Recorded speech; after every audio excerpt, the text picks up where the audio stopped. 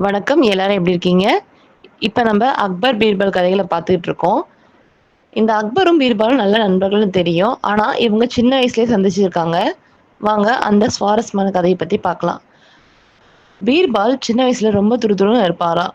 எல்லார் கூடயும் நல்லா பழகுவாராம். அதனாலேயே அவர்களுக்கு நண்பர் பட்டாளம் ரொம்பவே அதிகமா. அவர் யாரா இருந்தாலுமே தைரியமா பேசக்கூடிய ஒரு நபர். அதே சமயம் சிரிக்க வைக்கிறதும், சிந்திக்க வைக்கிறதும் அவருடைய ஒரு தனி முயற்சி. அத இதுவரைக்கும் யாரும் தோற்கடிச்சதே கிடையாது. அப்படிதான் ஒரு நாள் அவர் சின்ன வயசா இருக்கும்போது விளையாண்டுட்டு இருந்தாராம். அப்ப ஒரு 2 குதிரையில ஆட்கள் நின்னுட்டு இருந்தாங்களாம். நடுவுல ஒரு குதிரை மேல ஒரு மனிதர் உட்கார்ந்துட்டு இருந்தாராம். அவர பார்க்கவே ரொம்பவும் செல்வாக்கு நிறைந்தவரா தெரிஞ்சுச்சாம். அவங்க ஏதோ பேசிக்கிட்டு நடுவுல நின்னுட்டு இருந்தத பார்த்துட்டு பீர்பால், அவங்களுக்கு ஏதோ பிரச்சனை அப்படின்னு நினைச்சுக்கிட்டு, என்னன்னு கேட்கலாம் அப்படின்னு சொல்லிட்டு பக்கத்துல போனாராம்.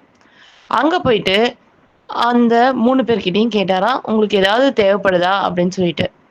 அந்த ஒரு மனிதர் நடுவுல இருந்தார்ல, ரொம்ப செல்வந்தர் மாரி இருந்தார்ல, அவரு சொன்னாராம் பீர்பால் கிட்ட, "எந்த ரோடு ஆக்ரா போகுது?" அப்படின்னு சொல்லிட்டு. இத கேட்ட பீர்பால் சிரிச்சாராம். உடனே அந்த செல்வந்தர் கேட்டாராம், "ஏன்பா இப்படி சிரிக்கிற? நான் என்ன கேட்டேன்?" அப்படின்னு சொல்லிட்டு அப்படின்னு கேட்டாராம். அதுக்கு பீர்பால் சொன்னாராம், "எந்த ரோடுமே எங்கேயும் போகாது. நாம தான் ரோட்ல போணும்." அப்படின்னு சொல்லிட்டு சிரி சிரின்னு சிரிச்சாராம். இத கேட்ட அந்த செல்வந்தருடைய முகம் ஒரு மாரி மாறுச்சாம். அத பார்த்த உடனே பீர்பால் தான் சிரிப்ப நிறுத்திட்டாராம். இவர் தான் சிரிப்ப நிறுத்தின உடனே அந்த செல்வந்தர் ரொம்பவே சிரிக்க ஆரம்பிச்சுட்டாராம்.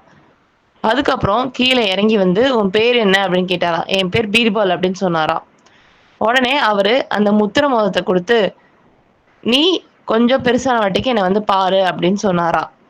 உடனே அந்த சிறுவன் அதாவது பீர்பாலும் அந்த மோதிரத்த வாங்கிக்கிட்டு, "ரொம்பவே நன்றி. ஆனா நீங்க யாருன்னு நான் தெரிஞ்சுக்கலாமா?" அப்படின்னு கேட்டாராம். "நான் தான்ப்பா அக்பர், இந்த நாட்டுடைய ராஜா" அப்படின்னு சொல்லிட்டு. உடனே பீர்பால் தலை வணங்கி அவர வணக்கம் செஞ்சாராம். இத பார்த்த அக்பர் ரொம்பவே சந்தோஷப்பட்டாராம். "சரி, இப்பயாவது சொல்லு. இந்த ரோட்ல எந்த ரோடு வழியா போனா நம்ப ஆக்ராவ அடையலாம்?" அப்படின்னு கேட்டாராம். உடனே பீர்பாலும் வழிய சொன்னாராம். கொஞ்ச நாள் கழிச்சு பீர்பால் அந்த மோதிரத்த எடுத்துக்கிட்டு அக்பர போய் பார்க்கலான்னு யோசிச்சாராம். அப்படி அவரு அக்பர போய் பார்க்க போலாம் அப்படின்னு நினைச்சுக்கிட்டு அவருடைய அரண்மனைய அடைஞ்சாராம். அரண்மனையில அரண்மனை காவலாளிகள் அவர தடுத்தாங்களாம். அவரு, "நான் இந்த மாரி முத்திரை மோதிரம் வச்சிருக்கேன். நான் போய் அக்பர பார்க்கணும்" அப்படின்னு சொல்லி கேட்டாராம். உடனே அந்த காவலாளிகள் ஒரு திட்டம் தீட்டினாங்களாம். இவங்கிட்ட முத்திர மோதிரம் இருக்கு. கண்டிப்பா இவங்க போயி அக்பர பார்த்தா நல்ல சன்மானம் குடுப்பாரு அப்படின்னு சொல்லி நெனச்சுக்கிட்டாங்களாம். உடனே அவங்க பீர்பால் கிட்ட, "சரி, நாங்க உங்கள உள்ள விடுறோம். ஆனா ஒரு நிபந்தனை. என்னன்னா, அக்பர் உனக்கு கொடுக்க போற பொற்காசுகள்ல பாதிக்கு பாதி எங்களுக்கு குடுத்துறணும்" அப்படின்னு சொல்லி சொன்னாங்களாம். பீர்பால் திகைச்சு போயிட்டாராம். என்னது? மாபெரும் ராஜா அக்பர் அவருடைய அரண்மனையில இப்படி ஊழல் நடக்குதே! அப்படின்னு சொல்லி நெனச்சாராம். இது அக்பருக்கு தெரியுமோ, தெரியாதோ அப்படின்னு நெனச்சாராம். சரி, அக்பருக்கு தெரியலன்னா இத நம்ம கண்டிப்பா அக்பருக்கு தெரியப்படுத்தணும். ஏன்னா, அக்பருக்கு தெரிஞ்சிருந்தா இந்த மாரி விஷயம்லாம் அரண்மனையில நடக்கவே நடக்காது. அப்ப அவருக்கு தெரியல. இத அவருக்கு தெரியப்படுத்தணும் அப்படின்னு சொல்லிட்டு ஒரு திட்டத்த அவரு மனசுல தீட்டிக்கிட்டாராம். தீட்டிக்கிட்டு அந்த காவலாளிகள் கிட்ட, "சரி, அப்படியே செய்றேன்" அப்படின்னு சொல்லிட்டு பீர்பால் சொன்னாராம். அந்த காவலாளிகளும் பீர்பால உள்ள அனுமதிச்சாங்களாம். உள்ள போயி அவர் அக்பர் முன்னாடி நின்னாராம். நின்னுட்டு, "உனக்கு என்ன வேணும்?" அப்படின்னு சொல்லிட்டு அக்பர் கேட்டாராம். உடனே உத்தர மோதிரத்த காமிச்சாங்களாம். காமிச்சுட்டு அன்னைக்கு நடந்தத சொன்னாராம். அக்பர் உடனே ரொம்பவும் சந்தோஷப்பட்டாங்களாம். "அடே பரவாயில்லையே! 2 வருஷத்துல நீ நல்லா வளர்ந்துட்ட.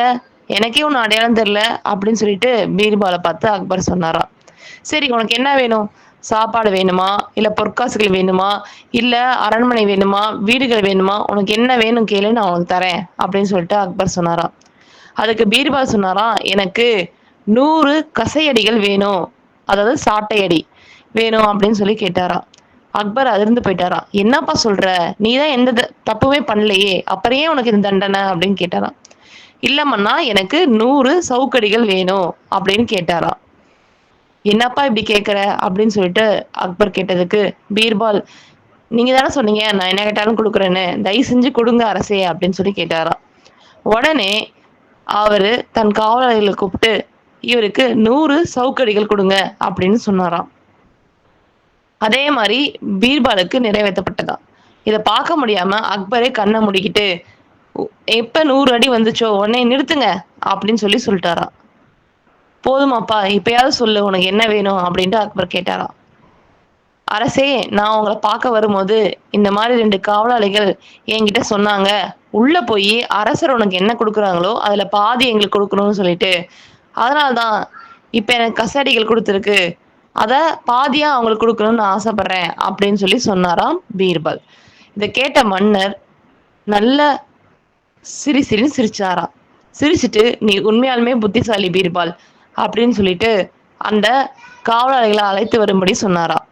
வந்த காவலர்களுக்கு பீர்பாலுடைய 2 மடங்கு தண்டனை கொடுத்தாராம். கொடுத்துட்டு இந்த மாதிரி இனிமே யாராவது ஊழல் நடந்துச்சு அரண்மனையில அப்படின்னா அவங்கள நான் அரண்மனையில இருந்து மட்டுமில்ல நாடு கடத்திடுவேன் அப்படின்னு சொல்லிட்டு சொன்னாராம் அக்பர். அவரு பீர்பால் ரொம்பவே பிடிச்சு போச்சாம். அதுக்கப்புறம் நடந்த கதை தான் உங்களுக்கு எல்லாம் தெரியுமில்ல. பீர்பால் அக்பருடைய அரசவையில ஒரு அமைச்சரா ஆயிட்டாரு. அப்புறம் இவர் அமைச்சரா ஆனது நிறைய பேத்துக்கு பிடிக்கல. அதனாலேயே நிறைய திட்டம் திட்டினாங்க. ஒரு தடவை பழுக்க காய்ச்சிய கம்பிய பீர்பாலை பிடிக்க சொல்லி சொன்னாங்க. அதுல இருந்து பீர்பால் தப்பிச்சிட்டாரு. சரி, ஒரு தடவை தப்பிச்சிட்டாரு, இன்னொரு தடவை எப்படியாவது மாட்டி விடணும்னு சொல்லி நினைச்சாங்களாம். அப்ப அந்த ஊர்ல சவரம் செய்யற ஒருத்தர் இருந்தாராம். அவரை கூப்பிட்டு இந்த அமைச்சர்கள் எல்லாம் ஒரு திட்டம் திட்டினாங்களாம். முதல் திட்டம் தான் தோத்துருச்சு, 2வது திட்டமாவது நிறைவேறணும்னு சொல்லிட்டு. அந்த சவரம் செய்வர் அக்பருக்கு ரொம்பவே நெருங்கினவராம். அக்பருடைய அப்பாவுக்கும் அவர் தெரியுமா. அதனாலேயே அவர் மேல அக்பருக்கு கொஞ்சம் பாசம் இருந்துச்சாம். ஒரு நாள் அவரு அக்பருக்கு சவரம் செஞ்சுட்டு இருக்கும்போது சொன்னாராம், அரசே, நேத்து உங்க அப்பா என் கனவுல வந்தாரு அப்படின்னு சொல்லிட்டு. அக்பருக்கு அவங்க அப்பானா ரொம்ப பிடிக்குமா. ஏன்னா அவர் சின்ன வயசுல கொஞ்ச நாள் தான் அவர் கூட இருந்திருக்காரு, அப்புறம் இறந்துட்டாராம். அதனால அக்பருக்கு அவங்க அப்பாவை அவ்வளோ பிரியமா பிடிக்குமா. அவர் சொன்னோன்னே அக்பர் மனசு உருகி போய் என்ன சொல்றீங்க அப்படின்னு கேட்டாரா. ஆமாங்க, நேத்து உங்க அப்பா என் கனவுல வந்தாரு. அவருக்கு பீர்பாலை ரொம்பவுமே பிடிச்சிருக்குது. பீர்பால் இங்க இருக்கிறத விட தாங்கிட்ட இருந்தா தான் மிகவும் சந்தோஷமாக இருப்பேன் அப்படின்னு சொல்லிட்டு சொன்னாரு அப்படின்னு அக்பர் கிட்ட சொன்னாரா அந்த சவரம் செய்வர். உடனே அக்பர் ரொம்பவே சந்தோஷப்பட்டாரா. ஏன்னா தன் தந்தைக்கும் பீர்பாலை பிடிச்சிருக்குன்னு. ஆனா அதே சமயம் ரொம்பவே துயரப்பட்டாரா. ஏன்னா இப்ப அக்பரை தன் தந்தைகிட்ட அனுப்பணும்ல, அதனால. அப்புறம் அந்த சவரம் செய்யறவரு தொடர்ந்து சொன்னாரா, இந்த பீர்பால் என் கூட சொர்க்கத்துல இருந்தா நானும் அக்பர் மாதிரியே ரொம்ப சந்தோஷமா இருப்பேன். எனக்கும் இங்க தனிமை வாட்டுது, எனக்கும் ஒரு நல்ல நண்பன் தேவைதானே. அதனால பீர்பால் இங்க இருந்தா நல்லா இருக்கும், அனுப்ப சொல்லு அப்படின்னு சொன்னதாகவும் சொன்னாராம். இதை கேட்ட அக்பர் சரி, என்னதான் இருந்தாலும் அப்பாவோட விருப்பத்தை நிறைவேற்றணும்னு சொல்லிட்டு அடுத்த நாள் பீர்பாலை கூப்பிட்டு பேசினாராம். பீர்பால், என் நண்பா, எனக்கு உன்னை ரொம்ப பிடிக்கும்தான். ஆனா அதை விட எனக்கு என் தந்தையை ரொம்பவே பிடிக்கும். அவருக்கு உன்னை ரொம்பவே பிடிச்சிருக்குது. அவருக்கு சொர்க்கத்துல உன்னுடைய உதவி தேவைப்படுதான். நீ அங்க போறியா அப்படின்னு கேட்டாராம். பீர்பால் கொஞ்ச நேரம் யோசிச்சுட்டு சரி மன்னா, நான் போறேன் அப்படின்னு சொன்னாராம். என்ன சொல்ற பீர்பால், உனக்கு சம்மதமா அப்படின்னு கேட்டாராம். ஆமா மன்னா, எனக்கு சம்மதம் தான் அப்படின்னு சொல்லிட்டு சொன்னாராம். சரி, அதுக்காக நான் உன்னை கொல்ல வேண்டியதா இருக்கும். ஆனா உனக்கு வழி தெரியாம கொல்லணும்னு நினைக்கிறேன் அப்படின்னு சொன்னாராம். அதுக்கு பீர்பால் சொன்னாராம், சரிங்க மன்னா, அப்படியே ஆகட்டும். ஆனா எங்க வழக்கப்படி உடம்ப புதைக்கணும் அப்படின்னு சொன்னாராம்.